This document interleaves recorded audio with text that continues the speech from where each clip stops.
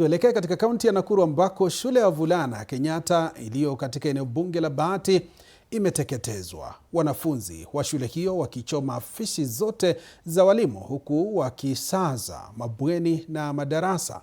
Tuungane naye Mike Chalo aliye Nakuru atupe taswira kamili. Mike Chalo, hali iko vipi kwa sasa?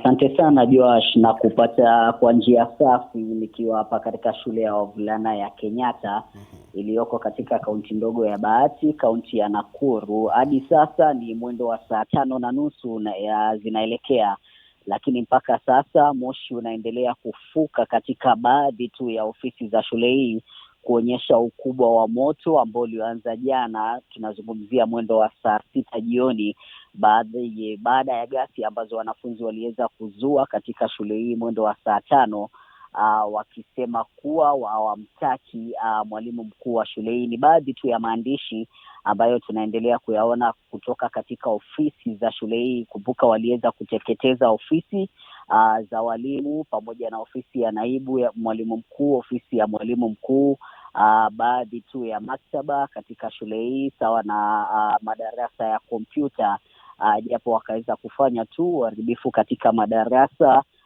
sawa na mabweni. Hawakuweza kuteketeza mabweni na madarasa, waliweza kuyasaza.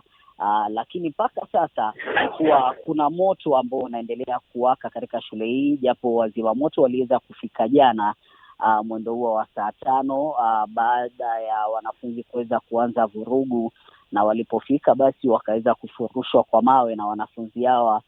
Vile vile pia maafisa wa polisi waliofika kutuliza hali pia wakaweza kufurushwa, na hivyo basi moto ukaendelea kuteketea hadi saa 11 pale ambapo uliweza kudhibitiwa kwa ukubwa. Lakini mpaka sasa hivi hapo baadhi tu ya madarasa ambayo yako mkabala ya ofisi hizi ambayo pia aliweza kufikiwa na moto, mpaka sasa hivi anateketea.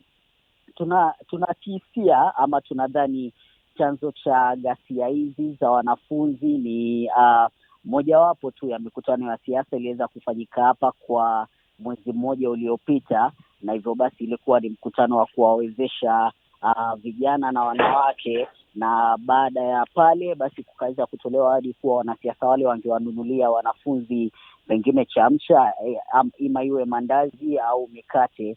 Lakini baadaye wanafunzi wanasema kuwa hawakuweza kupata kile ambacho kiliweza kuachwa ambacho kilikuwa kiwe chao, na hivyo basi ni baadhi ya maandishi ambayo wameandika katika kuta za shule hizi ambazo zimechomeka, wakiweza kumtuhumu mwalimu mkuu kwa ufisadi. Ndio sababu kuu. Pamoja na hilo pia inakisiwa kuwa walikuwa wanakataa mitihani. Itakumbukwa kuwa wiki 2 zilizopita wanafunzi katika shule hii pia walikuwa wamerejeshwa nyumbani kutokana pia na fujo na ghasia na uharibifu walioweza zua katika shule hii, na wakaweza kurudi. Tunazungumzia wanafunzi 1700 wa kiume wa shule hii ya wavulana ya Kenyatta hapa katika kaunti ndogo ya Bahati, na ndio hali kwa sasa. Wanafunzi wameweza kuenda nyumbani, shule imeweza kufungwa kwa muda usiojulikana, manake ofisi za walimu zimeweza kuteketezwa, sawa na maktaba na vile vile madarasa ya kompyuta. Kwa sasa ni maafisa wa DCI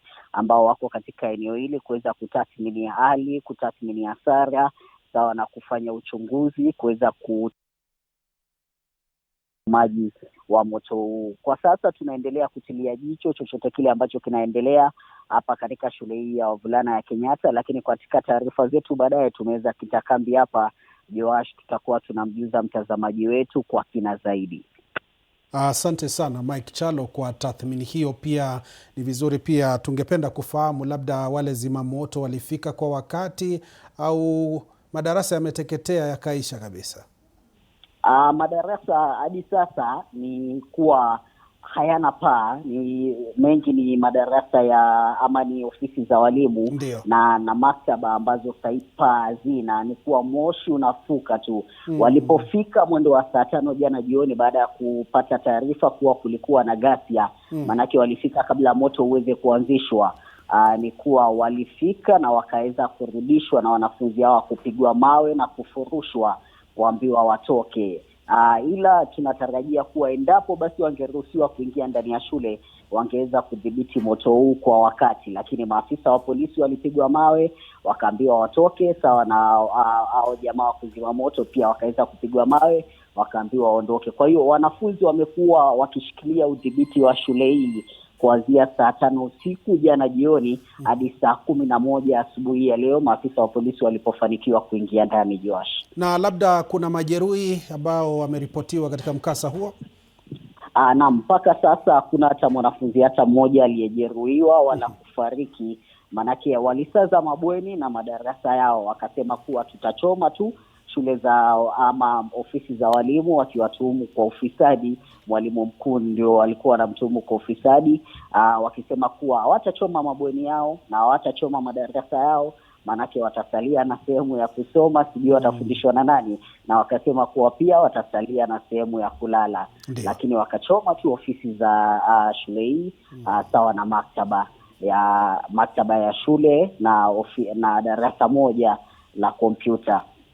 Naam, asante sana Mike Kyalo kwa tathmini hiyo. Tutakuwa tunarejea kwako baadaye utujuze ni yapi yanajiri. Mtazamaji, huyo ni mwandishi wetu kaunti ya Nakuru Mike Kyalo akitujia kwa njia ya simu akitueleza matukio ambayo yamefanyika katika shule hiyo ya upili ya Kenyatta, ambayo hivi sasa madarasa ama ukipenda yale mahali walimu wanafanyia shughuli zao na pia maktaba zimeweza kuchomwa na wanafunzi wameachiliwa, wameenda nyumbani. Taarifa ambayo tutakuwa tunakujuza kadri muda unavyozidi kusonga. Endelea kufuatilia TV47 katika mitandao yetu ya kijamii ili tukufahamishe